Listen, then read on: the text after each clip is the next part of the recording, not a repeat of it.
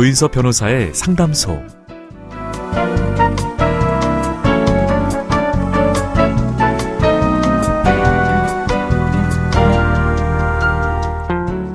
어서 오세요. 기다리고 있었습니다.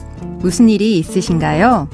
편하게 말씀하세요. 제가 들어드리겠습니다. 속 시원하고 정확한 자문으로 법률 문제를 풀어드리는 조인섭 변호사의 상담소, 지금 바로 문을 열겠습니다. 저는 조인섭입니다.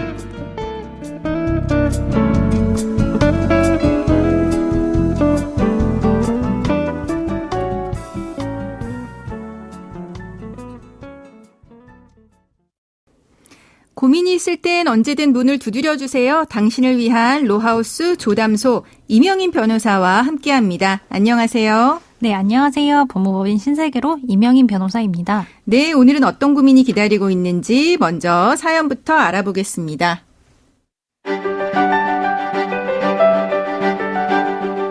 저는 학창시절 첫사랑이었던 여자를 뒤늦게 다시 만나서 결혼을 했습니다. 그 과정이 쉬운 건 아니었습니다. 저희 부모님이 반대하셨거든요. 저는 초혼이었는데 아내는 전 남편과 사별하고 유치원생 아들을 혼자 키우고 있었기 때문이었습니다.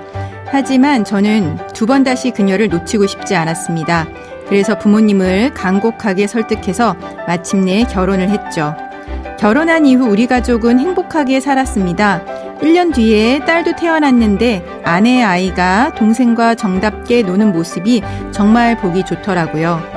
그래서 저는 아내의 아들도 제 아들로 받아들이기로 했고 친양자 입양을 했죠. 그렇게 우리 네 가족이 온전한 가족이 돼서 정말 기뻤는데 어느 날 법원에서 소장이 왔습니다. 아내가 유부남 상사와 부정행위를 저질러서 상간녀 소송을 당한 거였습니다. 아내를 너무나도 사랑했기 때문에 배신감은 크게 다가왔습니다. 저는 아내와 이혼을 결심했는데 아내의 아들이 마음에 걸렸습니다. 아이에게 미안하지만 파양 신청을 하려고 하는데 그게 가능할까요?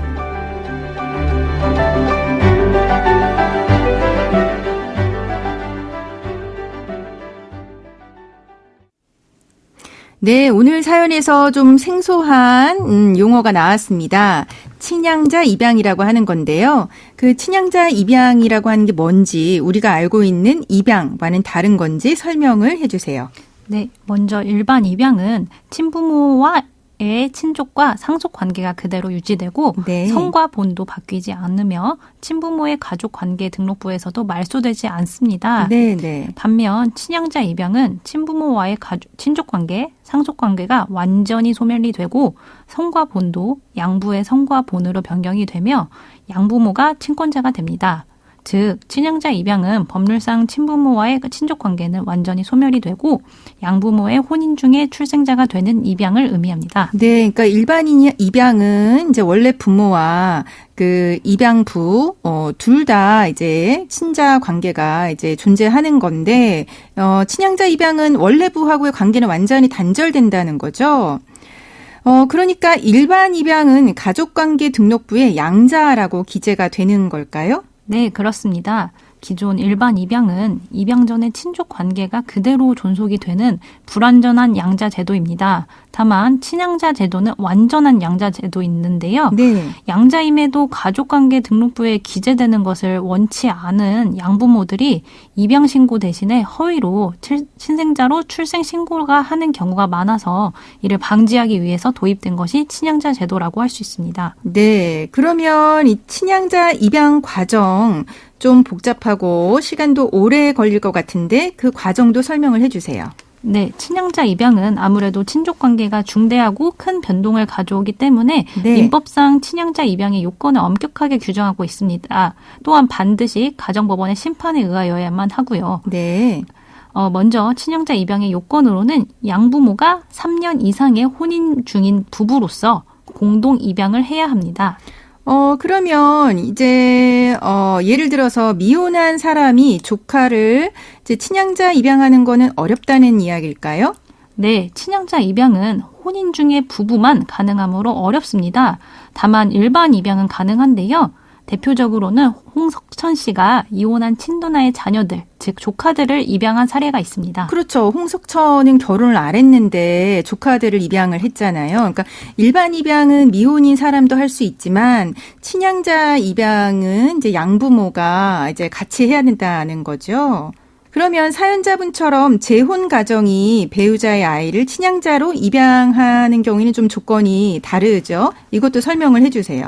네, 친양자 입양 요건으로 아까 전에 양부모는 3년 이상의 혼인 중인 부부로서 공동 입양을 해야 한다고 말씀드렸는데요. 네네. 다만 부부 한쪽이 그 일방의 배우자의 친생자를 친양자로 삼으려고 할 때는 1년 이상의 혼인 중인 부부면 됩니다. 네.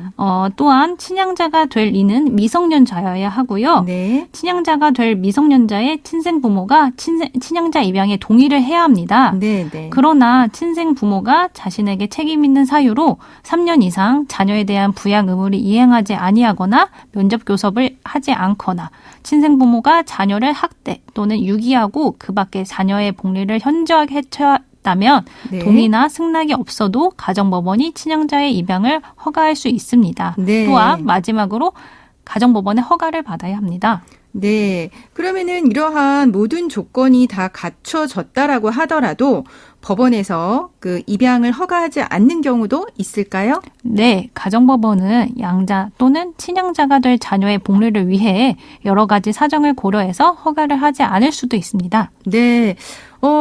그러면 이제 사연자분은 이런 어려운 과정을 거쳐서 친양자 입양을 했다는 거예요. 근데 이제 파양을 이제 생각을 하고 계시는 거거든요. 사연자분처럼 이제 파양을 원하는 경우에 파양도 쉽지 않을 것 같은데 어떤가요? 네, 그렇습니다. 친양자는 아무래도 양부모의 친생자의 지위를 갖게 되므로 일반 양자 파양의 요건과는 달리 친양자 파양의 요건을 엄격하게 규정을 하고 있는데요. 네. 일반 양자 파양의 경우에는 협의상 파양이 인정이 되는데요. 친양자 파양의 경우 재판상 파양만 인정됩니다. 그 요건으로는 일단 첫 번째의 경우에는 양부모가 친양자를 학대 또는 유기하거나 그 밖에 친양자의 복리를 현저하게 행하는 때 네. 할 수 있고, 그리고 두 번째 네. 사항으로는 친양자의 양부모에 대한 폐륜 행위로 친양자 관계를 유지시킬 수 없게 된 때에만 가정법원에 친양자 파양을 청구할 수 있습니다. 그 밖에 친양자의 복리를 현저히 해야 하는 때 네. 란 양부모가 친양자를 학대 또는 유기하는 정도에 준하는 방법으로 친양자의 복리를 현저히 해한 때를 의미하고요. 네네. 그리고 폐륜 행위란 친양자가 양친에 대하여 친양자 관계를 유지시킬 수 없을 정도로 모욕, 학대 또는 유기하는 등의 행위를 의미합니다. 네. 근데 이제 또 사연자분처럼 가정이 깨지면 사실은 원래 이제 본인의 자식은 아니었잖아요. 이런 경우에도 이제 친양자 입양을 파양하고 싶은 분들 많으실 것 같아요. 이런 경우에는 어떻게 될까요? 네, 재혼을 하면서 배우자의 전혼 자녀를 친양자로 입양을 했는데 배우자를 상대로 이혼하게 된 이 사건의 경우처럼 네. 제가 아까 전에 말씀드린 것처럼 재판상 파양 사유가 있어야 되는지 확인을 해봐야 되는데요. 네. 민법 제908조의 5에 따른 학대 또는 유기가 없었고 네. 폐륜 행위가 없었으므로 네. 다른 특별한 사정이 없는 한 친양자 파양을 할 수 없습니다. 네. 이처럼 친양자 입양을 인용하는 심판이 확정이 되면 엄격한 법정 파양 사유에 해당하야만 파양이 가능하기 때문에 네. 친양자의 복리를 위해서라도 친양자 입양에 대해서는 충분한 검토가 필요하고 신중한 접근이 필요할 것 같습니다. 네. 그러면 지금까지 상담 내용을 정리를 해보면 친양자 입양이란 일반 입양하고는 좀 다르게 법률상의 친부모와의 친족관계가 완전히 소멸되고 이제 가족관계 등록부에 양부모의 친자녀로 등록되는 입양을 의미하는데요. 따라서 친양자 입양의 요건 같은 경우는 굉장히 엄격하게 규정하고 있고 또 친양자 입양의 파양 같은 경우도 역시 마찬가지입니다. 그래서 재혼하면서 배우자의 자녀를 친양자로 입양했을 경우 이혼했다라고 해서 쉽게 파양이 안 될 수도 있다라고 하는 거는 이제 생각하셔야 될 것 같습니다.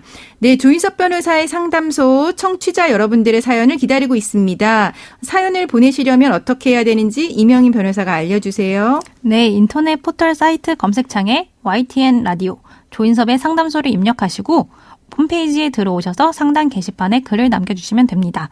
연락받으실 전화번호도 함께 적어주세요. 네, 감사합니다. 지금까지 이명인 변호사와 함께했습니다. 네, 감사합니다.